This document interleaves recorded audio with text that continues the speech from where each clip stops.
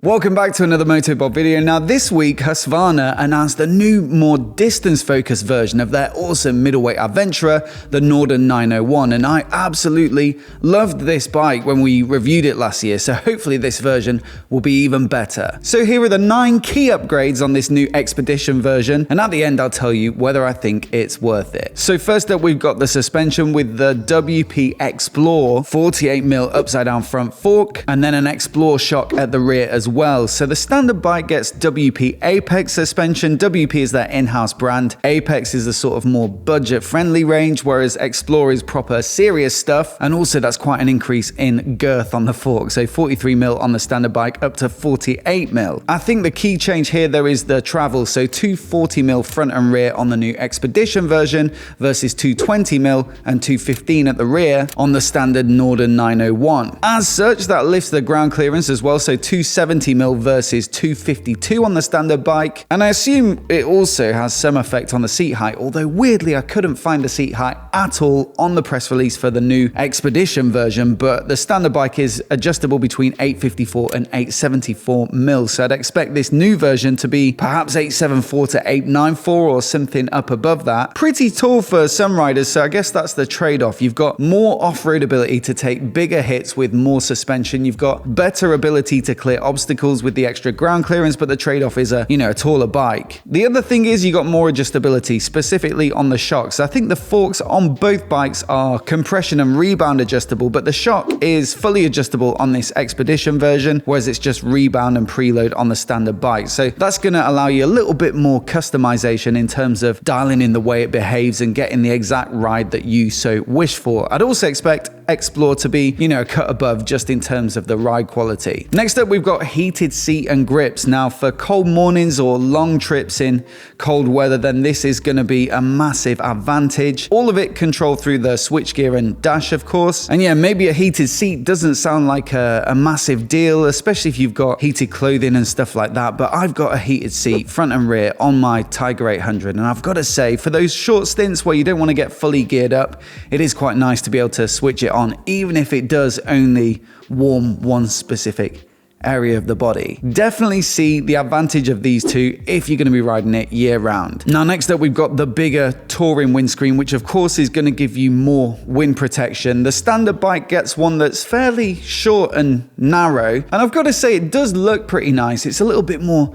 sleek and streamlined, and it's tinted as well, but it doesn't give you a massive amount of protection. It's like almost like a fly screen really. So if you're mainly on B roads and country roads and off-road and gravel, perhaps that'll suffice, and in some ways it might be better not to have a massive windscreen in the way, but certainly if you're doing longer stints and touring and distance work and commuting and you're riding in all weather conditions, then the touring windscreen's a massive advantage, and I don't believe it's available as an upgrade on the standard Norden 901, or at least it's not on the configurator anyway. Next up, we've got a side bag set, so it's like soft luggage. I really like the look of these because they remind me of the original Norden 901 concept, which they showed at EICMA back in 2019, and it looked really sort of aggressive and almost like rally inspired with like the disc covers, but also pretty well spec'd up for adventure touring, and this was part of what made it look so utilitarian but still quite exciting. The only thing I will say is they're only 18 litres each, so combined you've got 36 litres, so it's not a massive amount of capacity, and if you're doing serious touring and you want to take plenty of stuff with you, then you may still be better off with the hard luggage, for example. But for short stints, these will do the job if you're just taking a little bit of stuff, and also you've got the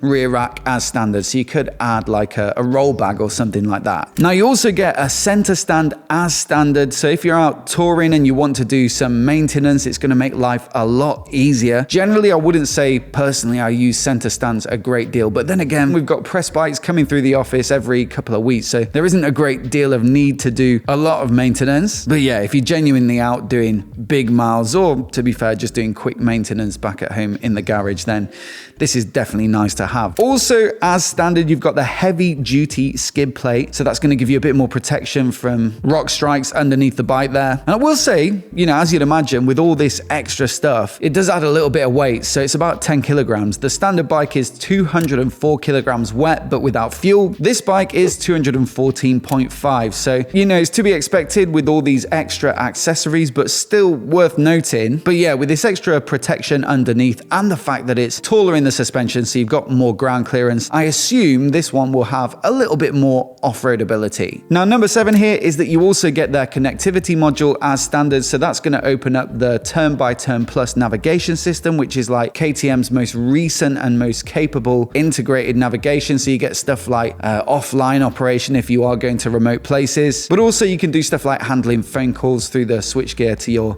Bluetooth headset, and also skip and pause and play media. Perhaps most noticeable though is that you get this new paint job, which is exclusive to the Expedition model. So you got that classic Husqvarna blue, which we've seen on some of the previous models, a big Husqvarna logo on the side there. And I really like the graphics on the sort of tank and knee area and the little bit of yellow on the leading edge. But as always, this is really a question of personal taste. So let me know which one you prefer, the Expedition or the standard bike, down in the comments. Now, price is also a key difference between these two bikes. So the new Expedition model is $13,599, whereas the standard bike is $12,699. So that's a 900 quid difference. So the question is it worth it? Now, you see, I've spec'd up the standard bike as close as I could to the Expedition model, and it came to 14.5 grand. So you could argue it's definitely worth it. And that's without the extra spec in the suspension, the new paint job. I couldn't find the touring screen, so I just added like a little windscreen spoiler instead. So yeah, I think you can safely say that if you're looking at the standard bike and fancied speccing it up with accessories, then the Expedition is certainly worth the extra money. And also from the videos that I've seen about the difference between Apex and Explore suspension,